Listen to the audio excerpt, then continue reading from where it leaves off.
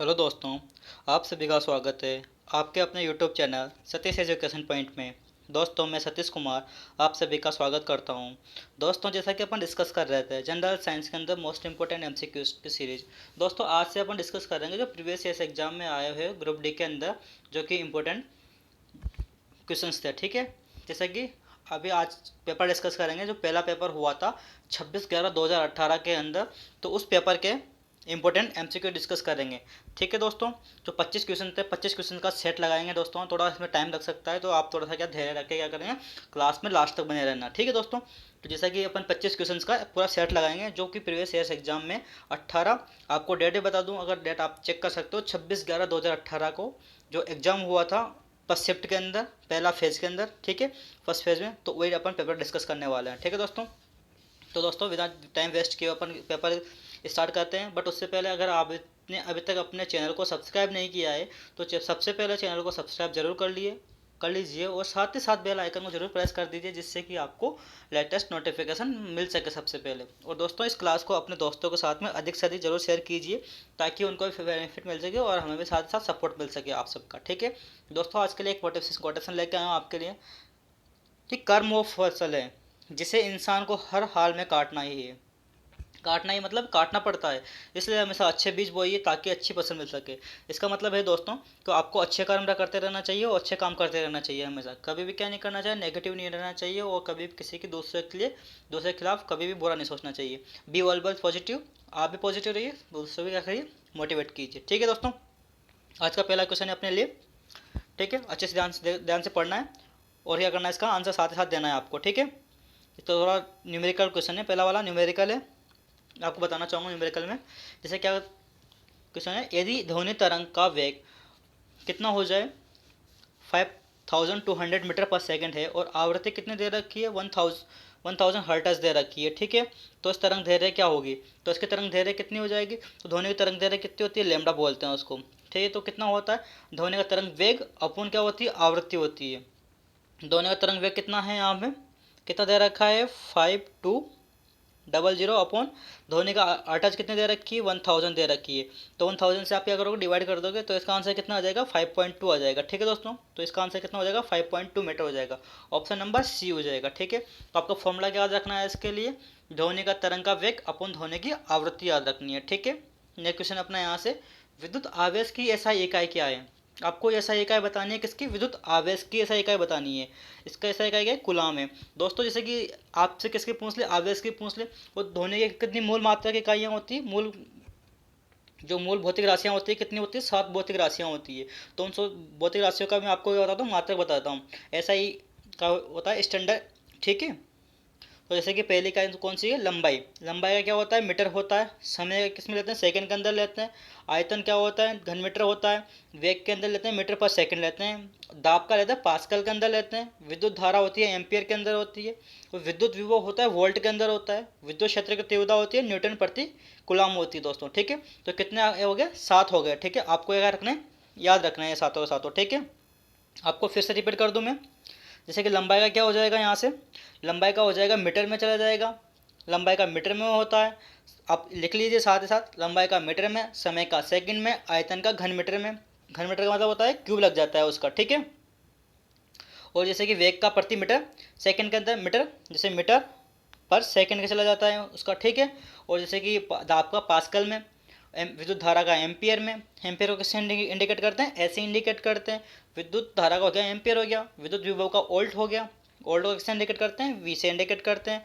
विद्युत क्षेत्र की तीव्रता का न्यूटन प्रति कूलम के अंदर, जो भी कहता है बता ना, विद्युत आवेश का किसमें होता है, कूलम के अंदर। ये कूलम लिखा हुआ है बट इसको कूलम है। कूलम को किससे इंडिकेट करते हैं, कैपिटल क्यू से इंडिकेट करते हैं, याद रखना है आपको। ठीक है, नेक्स्ट क्वेश्चन है अपना, देश उत्पत्ति में अधिक विविधता का कारण है। किसकी उत्पत्ति में अधिक विविधता का कारण है, क्या होगा, तो क्या होगी, उत्पत्ति होगी। जो प्रजनन होता है, अगर क्या होता है, यौन प्रजनन होगा तो प्रजनन से क्या होती है, उत्पत्ति होती है। उत्पत्ति का मतलब क्या होता है, प्रोडक्शन। प्रोडक्शन किससे होता है, प्रोडक्शन किससे होगा, जो प्रजनन होगा, जो प्रोडक्शन होगा तो उससे क्या होता है, यौन प्रजनन से क्या होता है, प्रोडक्शन होता है, उत्पत्ति होती है। यही क्या आधार है, यौन का मतलब होता है कि प्रजनन होगा, जीवों में हो, मानव में हो। मानव में क्या होता है, एक लिंगी प्रजनन होता है, नर मादा से होता है। जो जीव केवल शुक्राणु क्या करते हैं, नर में क्या होता है, शुक्राणु के द्वारा क्या करते हैं, वो ठीक है। और जो मादा के अंदर क्या होता है, फेलोपियन ट्यूब होती है, नलिका होती है, उसमें भ्रूण अवस्था बनती है, गर्भाशय होता है, ठीक है। इससे क्या होता है, उत्पत्ति होती है यहाँ से, ठीक है। नेक्स्ट क्वेश्चन अपना यहाँ से, निम्नलिखित में से क्या गिरते जल की स्थिति ऊर्जा को विद्युत में बदलने में मदद करता है। ऐसा क्या होगा, डेस्क आपको क्वेश्चन पढ़ना है, निम्नलिखित में से क्या क्या गिरते जल की स्थिति ऊर्जा को विद्युत ऊर्जा में बदलेगी। कौन सी ऊर्जा होगी जो क्या कर देगी, जो गिरते हुए जल को क्या कर देगी, इलेक्ट्रिसिटी में प्रोड्यूस कन्वर्ट कर देगी। कौन सी होती है, हाइड्रो पावर संयंत्र होते हैं। हाइड्रो पावर संयंत्र के अंदर क्या होता है, तो आपने देखा होगा, हाइड्रो पावर संयंत्र होता है जैसे कि आप बांध से क्या करते हो, पानी को एकत्र करके उसको इकट्ठा कर लेते हैं, फिर किसी टर्बाइन के थ्रू क्या करते हैं, सॉरी किसी पाइप के थ्रू टर्बाइन पे क्या किया जाता है, उसको डाला जाता है, तो टर्बाइन क्या करती है, वहाँ से रोटेट करती है। इससे क्या होता है, जो हाइड्रो पावर संयंत्र होता है वो क्या करता है, वर्क करता है। उसको बोलता है हाइड्रो, मतलब तो पानी, पानी से बचने मिलने वाली बिजली को हाइड्रो पावर के बोलते हैं, ठीक है। आपको क्लियर हुआ होगा। नेक्स्ट क्वेश्चन यहाँ से, डैश उत्तक मुख्य रूप से मृत कोशिका से बना होता है। कौन सा उत्तक मृत कोशिका से बना होता है, कौन सा बना होता है, स्क्लेना कायमा। आपको काफ़ी बार डिस्कस करा चुका हूँ, जो प्रीवियस जो ईयर की अपने क्या चल रही थी, सीरीज चल रही थी पहले, उसमें भी क्या कर चुका, डिस्कस कर चुके हैं। स्क्लेना कायमा होता है, स्क्लेना कायमा, ठीक है, जो क्या होता है, मृत कोशिका से बना हुआ होता है। इसके क्या होता है, सक्रिय टाइप की होती है, न्यूक्लियस शिराएँ होती है, इनमें क्या होता है, जीवद्रव्य नहीं होता। जो स्क्लेना कायमा होता है इसमें जीवद्रव्य नहीं होता, ठीक है, याद रखना है आपको। नेक्स्ट क्वेश्चन है, क्षैतिज अक्ष क्या है, क्षैतिज अक्ष और ऊर्ध्वाधर अक्ष। क्षैतिज क्या होता है, क्षैतिज ऐसा होता है, ऊर्ध्वाधर कैसा होता है, खड़ा वाला होता है। डैश के प्रकार है, अब किसके प्रकार है ये दोनों, किसके, पवन चक्की। आपने पवन चक्की देखी, पवन चक्की कहाँ कहाँ लगाई जाती है, जहाँ पे हवाएं ज़्यादा चलती है, ठीक है, जहाँ पे विंड प्रेशर ज़्यादा होता है, हवा ज़्यादा चलती है, तो उससे क्या होता है, पवन चक्की क्या करती है, वो भी इलेक्ट्रिक का, लाइट का क्या करती है, प्रोडक्शन करती है। तो वहाँ पे क्या होती है, क्षैतिज और क्या होती है, ऊर्ध्वाधर रेखाएं होती है, ठीक है। नेक्स्ट क्वेश्चन डिस्कस करते हैं, क्वेश्चन नंबर 7 है अपने पास में, n=3 और n=2 में किस इलेक्ट्रॉन के परिवर्तन से दृश्य स्पेक्ट्रम, इलेक्ट्रॉन के परिवर्तन से लाइन का उभरती है।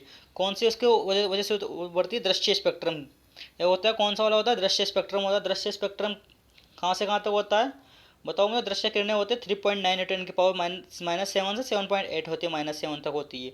इसमें क्या होता है, दृश्य स्पेक्ट्रम देख सकते हैं, ठीक है। नेक्स्ट क्वेश्चन अपना यहाँ से, निम्नलिखित विकल्पों में से जो सही है उसका चयन करना है आपको। यहाँ से क्या करना है, जो सही है उसका क्या करना है, यहाँ से चयन करना है। सही का मतलब क्या होता है, जैसे कि मैथ होता है, प्रोब होता है, ब्यूट होता है, ठीक है। मैथ एथ, मैथ क्या होता है, पहला नंबर पर होता है, एथ होता है दूसरे नंबर पर होता है, प्रोब मैथ एथ प्रोब, प्रोब तीसरे नंबर पर होता है। तो आपको क्या करना है, यहाँ से चेक करना है। तो ब्यूट कौन से नंबर पर होता है, 4 नंबर पर होता है। तो आप नाम पढ़ोगे यहाँ से, आपका रासायनिक नाम दे रखा है, आपको IUPAC नाम दे रखा है यहाँ पे, तो इसमें पहला सही हो जाएगा अपना। कौन सा सही है, पहला क्या दे रखा है, ब्यूटेनॉल दे रखा है, meth eth prop but, but 4 number पे, OH का होल हो जाएगा। तो बाकी सब क्या है, गलत है, ठीक है। तीसरा वाला CH3, COH का नाम क्या है अपना, मेथेनॉल है इसका नाम, इथेनॉल नहीं है इसका नाम इथेनॉल नहीं है, इसका नाम क्या है, मेथेनॉल है। इसका नाम प्रोपेनॉल नहीं है, इसका नाम क्या है, एथेनॉल है। और जो प्रोपेनॉल किसका नाम है, प्रोपेनॉल इसका नाम है, ठीक है। थोड़ा उल्टा सुल्टा दे रखा है यहाँ पे, प्रोपेनॉल किसका नाम है, SCOH का नाम है, ठीक है। नेक्स्ट क्वेश्चन है अपने पास यहाँ से, निम्नलिखित में से कौन सा विकल्प सार्वभौमिक संकेत के बारे में सही नहीं है। अब आपको बताना कि सार्वभौमिक संकेत के बारे में सही नहीं है। सार्वभौमिक संकेत क्या होते हैं, जो कि सही होते हैं, ठीक है। सार्वभौमिक संकेतों के बारे में कौन सा सही नहीं है, ठीक है, गलत पहुँचाना है आपको।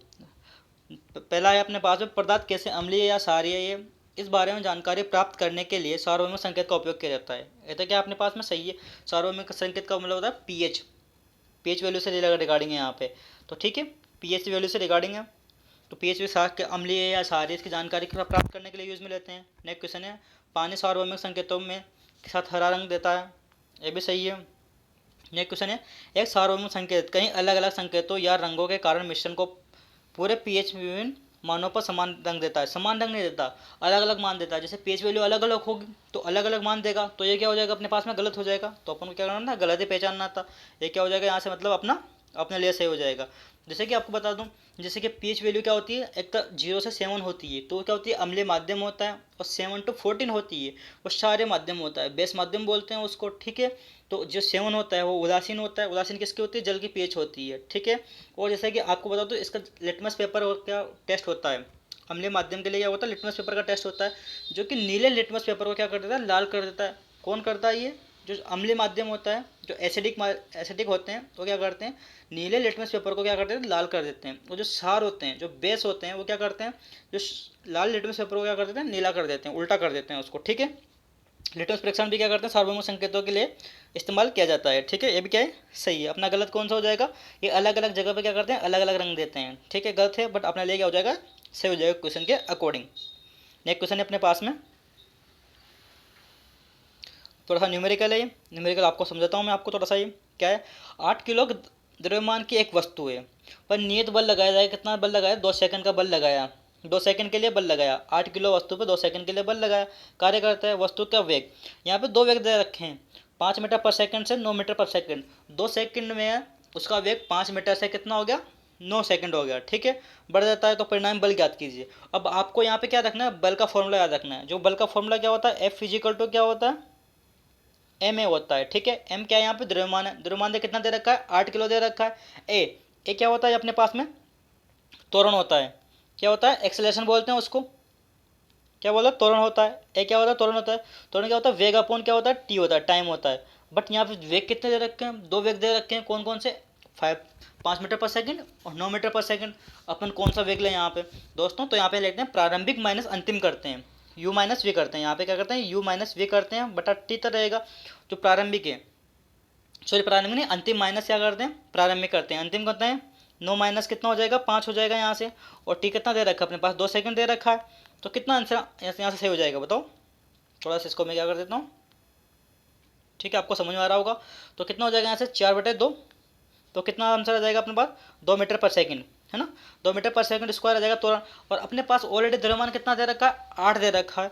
तो F is equal to M A होता है। तो कितना हो जाएगा, 8 × 2 कितना हो जाएगा, 16। तो अपना आंसर कितना हो गया यहाँ से, इसका आंसर कितना हो जाएगा, 16 न्यूटन हो जाएगा। बल कितना लगेगा यहाँ से, 16 न्यूटन बल लगेगा। तो क्या होगा अपना, ठीक है, आपको समझ आएगा आई होप।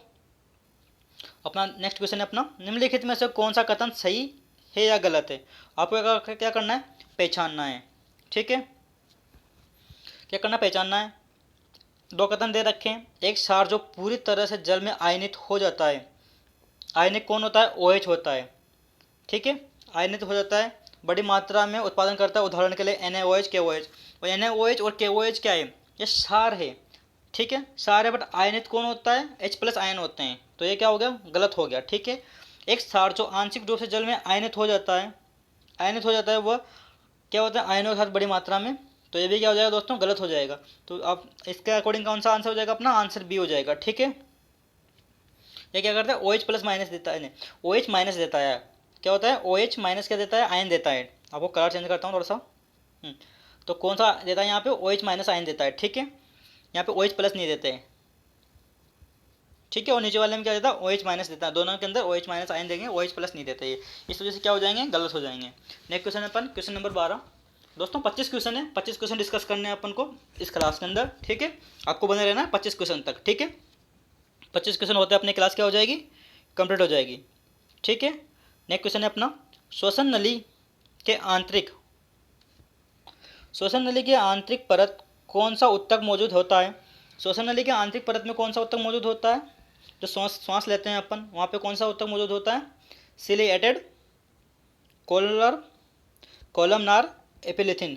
क्या होता है, ऑप्शन नंबर बी है, सिलिएटेड, कॉलमनार, एपिलिथिन होता है। ठीक है, इसके कितने भाग होते हैं, वैसे 4 भाग होते हैं इसके।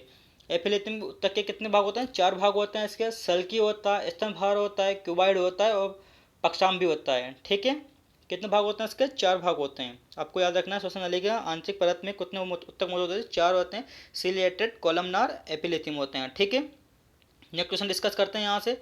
अधिकांश सेलुलर प्रक्रियाओं के लिए डैश एनर्जी करेंसी है। एनर्जी करेंसी किसको बोलते हैं, ATP को बोलते हैं। किसको बोलते हैं, ATP को बोलते हैं। ATP की फुल फॉर्म क्या होती है, बताओ। ATP की फुल फॉर्म क्या होती है, एडिनोसिन ट्राइफॉस्फेट होती है। क्या होती है, एडिनोसिन ट्राइफॉस्फेट होती है। ठीक है, एक ATP अणु के अंदर कितनी कैलोरी ऊर्जा होती है, एक ATP अणु के अंदर 8000 कैलोरी क्या होती है, ऊर्जा होती है एक ATP के अंदर। ठीक है, नेक्स्ट क्वेश्चन अपन यहाँ डिस्कस करें, क्वेश्चन नंबर 14 नंबर किससे, आवर्त सारणी से रिलेटेड है। आपको क्या करना है, अच्छे से देखना है क्वेश्चंस को और आंसर देने की कोशिश करना है। आवर्त सारणी में न्यूनतम अभिक्रिया तत्व है। आवर्त सारणी के अंदर न्यूनतम अभिक्रिया तत्व कौन सा है जिसके साथ अभिक्रिया क्या होती है, न्यूनतम होती है। न्यूनतम अभिक्रिया किसके साथ होती है बताओ, निष्क्रिय गैसें। जो निष्क्रिय गैसें किसको बोलते हैं, हेलोजन गैसें बोलते हैं इनको। हेलोजन गैसें के साथ में क्या होती है, बिल्कुल अभिक्रिया नहीं होती, उनको बोलते हैं निष्क्रिय गैसें बोलते हैं। ऑलरेडी नाम है उनका क्या है, निष्क्रिय गैसें। तो निष्क्रिय गैसें कौन से आवर्त मिलती है, 18 आवर्त में मिलती है। आवर्त 18 नहीं होते, 18वें वर्ग के अंदर मिलती है। आवर्त कितने होता है, 7 आवर्त होते हैं, 18 वर्ग होते हैं, 18 वर्ग के अंदर मिलती है। बट जैसा कि उसके अंदर क्या होते हैं, हीलियम होता है, नियोन होता है, ऑर्गन होता है, क्रिप्टॉन होता है, जीनोन होता है, रेडोन होता है। ये सारे के सारे क्या है, बट यहाँ पे रेडोन एक क्या है, सक्रिय तत्व होता है। जो रेडोन होता है ना, रेडोन ये क्या थोड़ा सक्रिय तत्व है, बाकी सब निष्क्रिय तत्व है। ठीक है, उत्कर्ष कैसे बोलते हैं इनको, और इसको जीरो जीरो समूह के तत्व भी बोलते हैं इनको। ठीक है, क्वेश्चन नंबर 15 डिस्कस करें यहाँ से। निम्नलिखित में से, अपने इसका आंसर क्या हो जाएगा, ऑप्शन नंबर ए हो जाएगा यहाँ से आंसर। ठीक है, नेक्स्ट क्वेश्चन है, निम्नलिखित में से क्या प्रजातियों की जनसंख्या की स्थिरता से संबंधित है। प्रजातियों की स्थिरता से कौन सा संबंधित है, प्रजनन। प्रजनन क्या करते हैं, प्रजाति क्या करते हैं, प्रजनन करते हैं। ठीक है, जिससे क्या होता है, जनसंख्या स्थिर बनी रहती है। अगर प्रजनन नहीं होगा तो जनसंख्या किससे कैसे रह जाएगी, जनसंख्या कम होती चली जाएगी, और क्या हो जाएगा, धीरे धीरे जो भी जनजाति का वंश है विलुप्त होता चला जाएगा, विलुप्ति के कगार पे चला जाएगा। इसलिए क्या प्रजनन और प्रोडक्शन जरूरी होता है हर चीज़ का। ठीक है, इंसानों का हुआ, जानवरों का हुआ, हर चीज़ का क्या है, प्रोडक्शन जरूरी है। ठीक है, प्रकृति के संतुलन बनाए रखने के लिए, और ज़्यादा भी नहीं कि काफ़ी ज़्यादा हो जाता है तो क्या होता है, प्रकृति के लिए भी क्या होता है, नुकसानदायक होता है। ठीक है, नेक्स्ट क्वेश्चन है अपना, निम्नलिखित में से कौन सा कथन सत्य है। आपको सत्य कथन की पहचान करनी है, असत्य कथन को क्या करना है, यहाँ से हटाना है। ठीक है, सत्य कथन क्या होगा, ऊर्जा को उत्पन्न अथवा नष्ट नहीं किया जा सकता। बस ये भी सही बात है, आगे भी देखते हैं, ये सही है। ऊर्जा को न तो उत्पन्न किया जा सकता है और न ही नष्ट किया जा सकता है। ऊर्जा को केवल एक रूप से दूसरे रूप में ट्रांसफर कर सकते हैं, जैसे स्थितिज ऊर्जा से गतिज ऊर्जा, गति से काइनेटिक, गति से आप क्या कर सकते हो, मोशन एनर्जी, आप इसमें क्या कर सकते हो, कन्वर्ट कर सकते हो। ठीक है, बट ऊर्जा को न तो उत्पन्न कर सकते हो न ही नष्ट कर सकते हो। ऊर्जा अपने एनवायरनमेंट के अंदर, ब्रह्मांड के अंदर स्थित है। ठीक है, नेक्स्ट क्वेश्चन है, तो ये सही हो जाएगा लगभग। और आगे का ऑप्शन देखते हैं, ऊर्जा को उत्पन्न अथवा स्थानांतरित नहीं किया जा सकता। स्थानांतरित कर सकते हैं, उत्पन्न तो नहीं कर, उत्पन्न भी कर सकते हैं, उत्पन्न नहीं कर सकते हैं, स्थानांतरित नहीं कर सकते। स्थानांतरित कर सकते हैं अपन एक रूप से दूसरे रूप में। ऊर्जा को परिवर्तित अथवा स्थानांतरित नहीं कर सकते हैं, ऊर्जा को नष्ट अथवा स्थानांतरित नहीं कर सकते हैं। तीनों तीनों क्या हो जाएंगे, गलत हो जाएंगे। ठीक है, नेक्स्ट क्वेश्चन है अपना यहाँ से, के सेल में कितने इलेक्ट्रॉनों को समायोजित किया जा सकता है। अब आपको बता दो, के क्या होता है, एक सेल है, इसमें कितने इलेक्ट्रॉनों को स्थानांतरित कर सकते हैं, 2 को स्थानांतरित कर सकते हैं। क्यों, क्योंकि आप कितने सम होते हैं, 4 होते हैं, के एल एम एन, कितने होते हैं, के एल एम एन होते हैं। ठीक है, के एल एम एन होते हैं, 4 होते हैं। तो जो के होता है पहला वाला होता है, उसके अंदर 2 होते हैं, फिर 8, 18, 32। के में 2, फिर एल के अंदर 8, एम के अंदर 18, फिर एन के अंदर 32 को कर सकते हैं। तो इसका क्वेश्चन नंबर 17 का क्या राइट आंसर हो जाएगा, राइट आंसर हो जाएगा डी हो जाएगा। ठीक है, नेक्स्ट क्वेश्चन है क्वेश्चन नंबर 18, 1 किलोवाट घंटा, 1 किलोवाट घंटा किसके बराबर होता है। अब आपसे पूछा है 1 किलोवाट घंटा किसके बराबर होता है। 1 किलोवाट घंटा होता है 3.6 इंटू 10 की पावर 6, 3.6 इंटू 10 की पावर 6 जूल। किसके अंदर है, ऑप्शन नंबर बी। ठीक है, किलोवाट घंटा होता है, 1 किलोवाट घंटा में 1 यूनिट आती है। ठीक है, यूनिट का फॉर्मूला होता है। ठीक है, और यहाँ से अगर आपसे हॉर्स पावर पूछ लें तो हॉर्स पावर कितना होता है, 746 वाट होता है। एक हॉर्स पावर कितना होता है, 746 वाट होता है। अगर आपसे जैसे 1 यूनिट के अंदर पूछ ले, 1 यूनिट के अंदर कितना होता है, 1000 क्या होता है, किलोवाट होते हैं। छोड़िए, नेक्स्ट क्वेश्चन पे भी लिख दिया मैंने आपके लिए, मैं पढ़ के सुना दूंगा आपको। क्वेश्चन नंबर 19 पढ़ते हैं यहाँ से। इसका राइट आंसर तो हो गया 3.6 इंटू 10 की पावर 6 जूल होता है। ठीक है, नेक्स्ट क्वेश्चन है, एक ध्वनि को एक ऐसा माध्यम में प्रेषित किया जाता है जिससे, ध्वनि को एक माध्यम से प्रेषित किया जाता है, इसमें क्या होते हैं, अणु हो जो कंपन करते हो, अणु जो कंपन करते रहेंगे। राइट ऑप्शन पहला हो जाएगा इसमें भी। ठीक है, अणु जो कंपन करते हो, अणु जो टकराते हो, अणु जो प्रकाश का उत्सर्जन करते हो, अणु जो कि आयन उत्पन्न करते हो। ऐसा नहीं है, जो अणु जो कंपन करते हैं वहाँ से क्या कर सकते हो, ध्वनि को अच्छे से क्या कर सकते हो, प्रेषित कर सकते हैं, वहाँ से ट्रेवल करा सकते हैं। ठीक है, नेक्स्ट क्वेश्चन अपना यहाँ से क्वेश्चन नंबर 20। क्वेश्चन नंबर 20 क्या बोल रहा है यहाँ से, ध्यान से देखना है आपको। पृथ्वी की एक सतह पर जहाँ हवा का घर्षण नगण्य होता है, हवा का क्या घर्षण नगण्य होता है। ठीक है, वस्तुएं क्या होती है, सहित क्या करती है वहाँ से, दोस्तों सहित क्या करती है, गिरती है। जहाँ पे नगण्य होगा क्या करती है हम वास्तव में वहाँ से एक समान वेग से गिरेगी, समान त्वरण से गिरेगी, समान गति से गिरेगी या भिन्न त्वरण से गिरेगी। बताओ आप मुझे कमेंट बॉक्स के अंदर। समान त्वरण से गिरती है, क्या करती है वो, समान त्वरण से गिरती है वो। जहाँ पे क्या होता है घर्षण नगण्य, तो वहाँ से क्या करेंगे, समान त्वरण से उसमें क्या करती है, पृथ्वी की ओर मुक्त अवस्था के अंदर गिरती है, और समान त्वरण से गिरेगी तो वह पृथ्वी पर भी एक ही बार में एक के साथ गिरे आके मिलेगी। ठीक है, एक के साथ आती है वो। जैसे कि आपने 5 किलो 10 किलो का एक साथ वहाँ से क्या किया, डाउनफॉल किया वहाँ से, तो वो एक के टाइम पे क्या की पृथ्वी पे आएगी। ठीक है, नेक्स्ट क्वेश्चन है अपना यहाँ से, उन हेलोजन को क्या कहा जाता है जिसमें हेलोजन परमाणु अन्य तत्वों के दो परमाणुओं के बीच एक सेतु के रूप में कार्य करते हैं। एक सेतु के रूप में क्या कार्य करते हैं, उनको क्या बोलते हैं अपन, बताओ। उनको बोलते हैं बहुलक हेलाइड्स बोलते हैं। उनको क्या बोलते हैं, बहुलक हेलाइड्स बोलते हैं। ठीक है, दो परमाणुओं के बीच में एक सेतु के रूप में कार्य करते हैं, उनको क्या बोलते हैं, बहुलक हेलाइड्स के रूप में बोलते हैं। बहुलक हेलाइड क्या करते हैं, दो क्या करते हैं वो सेतु के रूप में क्या करते हैं, कार्य करते हैं। हेलोजन एक ग्रीक भाषा का शब्द होता है, जो हेलोजन है ना यहाँ पे ग्रीक भाषा का शब्द होता है, जिसका अर्थ क्या होता है, लवण होता है। ठीक है दोस्तों, जैसे कि हेलोजन में कौन कौन सी आती है, जैसे fluorine, chlorine, bromine, iodine, antimony, ये क्या करते हैं, सम्मिलित की जाती है। जो 17 समूह है ना, 17 समूह को क्या करते हैं, शामिल करते हैं। 17 समूह के अंदर कितनी धातुएं आती है, जैसे कि आपको उसके लिए क्या बताता हूँ, आपको एक ट्रिक बताता हूँ कि फिर कल बाहर आई आंटी। ठीक है, फिर से मतलब fluorine, chlorine, bromine, iodine, iodine, antimony. ठीक है, ये कौन से आती है, फ्लोरीन समूह के, हेलोजन समूह के आते हैं। ठीक है, फिर कल बाहर आई एंटी। ठीक है, याद रखना, ट्रिक है याद रखने की। ये क्वेश्चन अपना यहाँ से क्वेश्चन नंबर 22, संवेग परिवर्तन की दर को क्या कहते हैं। अब संवेग में परिवर्तन की दर को क्या बोलेंगे, बताओ। बल, बल क्या होता है, संवेग में परिवर्तन दर होता है। बल क्या होता है, F=m है, तो ए संवेग क्या होता है, संवेग का फॉर्मूला होता है P=mv होता है। P= क्या होता है, mv होता है संवेग का फॉर्मूला। तो वहाँ से क्या होता है, जो बल में क्या होता है, बल समय के साथ क्या होता है, परिवर्तन होता है, तो बल होता है वहाँ से। ठीक है, क्वेश्चन नंबर 22 हो गया यहाँ से, आपको याद रखना है, अच्छे से क्वेश्चन को करना है। ठीक है, नेक्स्ट क्वेश्चन अपना यहाँ से क्वेश्चन नंबर 23, धातुओं के बारे में निम्न में से कौन सा कथन सही नहीं है। अब आपसे क्या पूछा है, सही नहीं है, इस पर ध्यान देना है, सही है नहीं, सही नहीं है। अब आपको जो सही है उसको अलग करना है, और जो सही नहीं गलत है उसको क्या करना है, अपना राइट ऑप्शन चुनना है। धातुओं का गलनांक एवं क्वथनांक उच्च होता है, सही बात है। धातुओं का पूछा है आपसे, धातुओं का गलनांक क्वथनांक उच्च होता है, सही है। सभी धातुएं पारा के अधिक कठोर और दृढ़ होती है। पारा क्या होता है, एक ओनली लिक्विड फॉर्म के अंदर होता है धातुओं के अंदर, और बाकी सब क्या होते हैं, दृढ़ कठोर होती है। पारा बोलो तो Hg बोलो तो मरकरी। ठीक है, धातुएं चमकदार होती है, उन्हें पॉलिश किया जाता है। तो धातुएं होती है क्या होती है, चमकदार होती है, पॉलिश करते हैं उनको, कठोर होती है। ठीक है, धातुएं आघातवर्ती और तन्य नहीं होती, तन्य होती है, जैसे सोना है, तन्य नहीं होता है, क्या तन्य होता है, डक्टिलिटी पाई जाती है उनमें, उनके आभूषण बनाए जाते हैं। ए ऑप्शन क्या हो गया अपना, गलत हो गया, तो राइट ऑप्शन ही क्या हो जाएगा अपना, डी हो जाएगा। ठीक है, और धातुएं क्या होती है, विद्युत की क्या होती है, उसमें क्या होती है, सुचालक होती है, जो गर्म हो चमक होती है। हाँ, और धातुएं क्या होती है, उसमें आगे सुचालक भी होती है, चालकता के गुण पाए जाते हैं इनके अंदर। वो धातुएं क्या किए जाते हैं, अम्लों के साथ में क्रिया करके हाइड्रोजन आयन स्थापित हो जाते हैं। ठीक है, क्वेश्चन नंबर 24 देखते हैं यहाँ से। 24 क्या बोल रहा है, किसी पृष्ठ की इकाई क्षेत्रफल पर लंबवत लगने वाले बल को क्या कहते हैं। जो पृष्ठ की इकाई क्षेत्रफल पर लगने वाले बल को क्या कहते हैं, दाब बोलते हैं इसको। क्या बोलते हैं इसको, दाब बोलते हैं।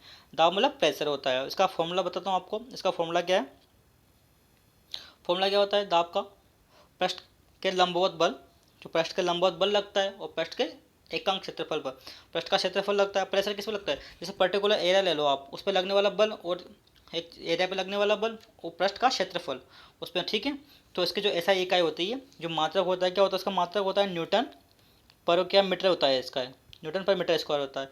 किसी पृष्ठ के इकाई क्षेत्रफल पर लंबवत लगने वाला बल को क्या कहते हैं, दाब बोलते हैं। याद आ गया, एक एक दाब बताया था कि एक बार होता है एटीएम होता है, बार एटीएम 760 टोर होता है। एक बार कितना होता है, जो बार होता है 10⁵ क्या होता है, पास्कल होता है। पास्कल को पीए से इंडिकेट करते हैं। ठीक है, नेक्स्ट क्वेश्चन है अपना क्वेश्चन नंबर 25, जो कि आज का लास्ट क्वेश्चन है अपना जो पहला पेपर है, जो फर्स्ट पेपर का, जो कि बताया था मैंने कौन सी तारीख को, 26/11/2018 को क्या हुआ था, पहला पेपर हुआ था फर्स्ट शिफ्ट का, पहला फेज का फर्स्ट शिफ्ट के अंदर। ठीक है, इसका क्वेश्चन नंबर 25 है, H3 के सापेक्ष द्रव्यमान HNO3 के सापेक्ष द्रव्यमान की गणना करें। अब HNO3 के सापेक्ष द्रव्यमान की गणना करनी है। अब हाइड्रोजन का कितना होता है यहाँ से, तो आप मुझे सबसे पहले बताओ। इसके अंदर क्या लेते हैं, यू के अंदर लेते हैं, ठीक है। और यहाँ से आप दिख रहा है आपको क्या, HNO3, HNO3, H का कितना होता है यहाँ से 1 होता है, ऐड कर लोगे। अब नाइट्रोजन का कितना होता है आपको याद होना चाहिए, 14 होता है। और ऑक्सीजन का कितना होता है, 16 होता है। ऑक्सीजन का कितना होता है, 16 होता है। बट यहाँ पे कितने अणु हैं, यहाँ पे कितने अणु, 3 अणु हैं। तो 3 से क्या हो जाएगा, ये मल्टीप्लाई हो जाएगा। तो 3 से मल्टीप्लाई हुआ था, कितना हुआ, 48 हो गया। अब आप इसको क्या कर लो, काउंट कर लो कितना हो रहा है ये टोटल, 63U, ठीक है। तो राइट आंसर क्या हो जाएगा यहाँ से, 63U। अब आपको यहाँ से पता, जैसे कि मैं कुछ इंपॉर्टेंस है ना पदार्थ है, तो उनके क्या बताता हूँ आपको, द्रव्यमान बताता हूँ, ठीक है। जैसे कि हाइड्रोजन, जैसे हाइड्रोजन का कितना होता है, 1 होता है। सीसा, सीसा का कितना होता है, 207 होता है।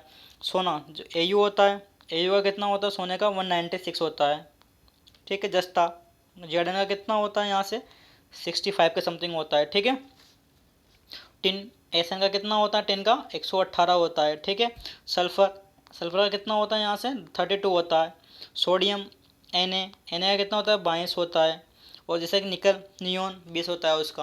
तो दोस्तों जैसे आपको कुछ याद रखना है तो उससे आप क्या कर सकते हो, डायरेक्ट निकाल सकते हो। तो दोस्तों आज की क्लास आपको कैसी लगी, कमेंट सेक्शन के अंदर जरूर बताइएगा। आई होप आपको क्लास अच्छी लगी होगी, क्योंकि अपन क्या कर रहे हैं, प्रीवियस ईयर्स के पेपर है डिस्कस कर रहे हैं, paper wise set wise discuss कर रहे हैं। जो 25 पेपर के, 25 पेपर नहीं, 25 क्वेश्चन का एक क्या है, सेट है, ठीक है दोस्तों। आप इस क्लास को अपने दोस्तों के साथ में अधिक से अधिक शेयर कीजिए, ताकि इनका बेनिफिट सबको मिल सके। दोस्तों ये क्वेश्चन क्या होते जा रहे हैं, रिपीट होते जा रहे हैं। और ये क्वेश्चन क्या है, मिक्स क्वेश्चन है, ठीक है। जैसे कि इसमें क्या है, सारे बायो भी, केमिस्ट्री में बायो, केमिस्ट्री, फिजिक्स, है ना, सारे मिला के क्वेश्चन पूछा जाते हैं, बॉटनी वगैरह, है ना। तो दोस्तों इस क्लास को अधिक से अधिक शेयर कीजिए और कमेंट बॉक्स के अंदर ज़रा बताइए कि क्लास कैसी लगी। और इस क्लास की PDF आपको चाहिए तो आपको Telegram channel Satish education point पे मिल जाएगी, जिसका लिंक डिस्क्रिप्शन बॉक्स के अंदर दिया हुआ है। थैंक यू सो मच दोस्तों।